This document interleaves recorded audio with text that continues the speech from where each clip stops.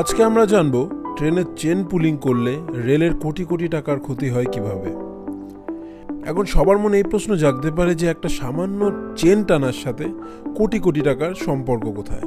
কিন্তু সম্পর্ক আছে, যেটা আজকে আমরা এই ভিডিওতে আলোচনা করব। ভারতবর্ষের কিছু জায়গা ছেড়ে বেশিরভাগ জায়গাতেই অ্যাবসলিউট ব্লক সিগন্যালের ব্যবহার করা হয়।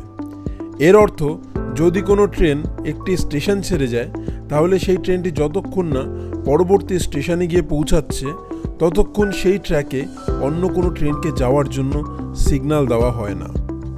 এবার ধরে নেওয়া যাক কোনো ট্রেন একটি স্টেশন ছেড়ে পরবর্তী স্টেশনের দিকে ছুটছে এবং মাঝ রাস্তায় কেউ ট্রেনের চেন পুলিং করলো এবং ট্রেনটি সেখানে দাঁড়িয়ে গেল।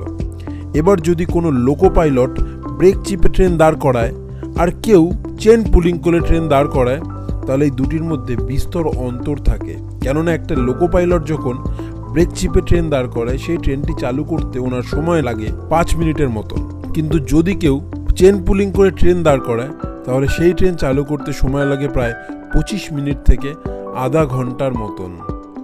এত সময় লাগার কারণ হচ্ছে, যদি কোনো কোচের থেকে চেন পুলিং করা হয়, তাহলে সেই কোচটিকে প্রথমে খুঁজে বার করা হয়, তারপর সেখানে ওয়্যার থেকে প্রেশার রিলিজ করা হয়, তারপর সেই প্রেশার পাইপে প্রেশার মেনটেন হতে সময় নেয় প্রায় 5 থেকে 6 মিনিটের মতো।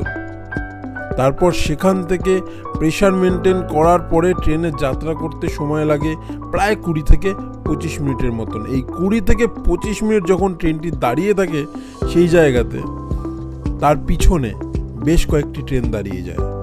ওই ট্র্যাকে যতগুলি ট্রেন থাকে সম্ভবত সবকটি ট্রেনই দাঁড়িয়ে যায়। এবার হিসাব লাগানো যেতে পারে, ওই ট্র্যাকে যদি কোনো ডিজেল ইঞ্জিন দাঁড়িয়ে যায়, তাহলে আধা ঘন্টায় সেই ডিজেল ইঞ্জিন বেকার চলতে থাকে। ফলে ডিজেল ইঞ্জিনের যা অপচয় হয় সেটি একটি আর্থিক ক্ষতি। এমনকি যদি ইলেকট্রিক লোকোমোটিভও প্ল্যাটফর্মে দাঁড়িয়ে থাকে বা কোনো একটি নির্দিষ্ট জায়গায় দাঁড়িয়ে থাকে, তাহলে সেখানেও কিন্তু বিদ্যুতের অপচয় হচ্ছে। এর ফলে রেলের যে অপারেশনাল কস্ট থাকে, সেখানে একটি বিস্তর ক্ষতির সম্মুখীন হতে হয়। চেন পুলিংয়ের ফলে পিছনে দাঁড়িয়ে যায় বিভিন্ন পণ্যবাহী ট্রেন। যদি পণ্যবাহী ট্রেন দাঁড়িয়ে যায়, তাহলে রেলের পণ্যের মালিকের কাছে সঠিক সময়ে পণ্যের বিতরণ করতে রেল পারে না। ফলে দেরির জন্য রেলের পেনাল্টি দিতে হয় পণ্যের মালিকের কাছে। এছাড়াও যদি কোনো পচনশীল জিনিস থাকে সেই ট্রেনে, তাহলে সেই জিনিসও ক্ষতি হবার একটি সম্ভাবনা থাকে।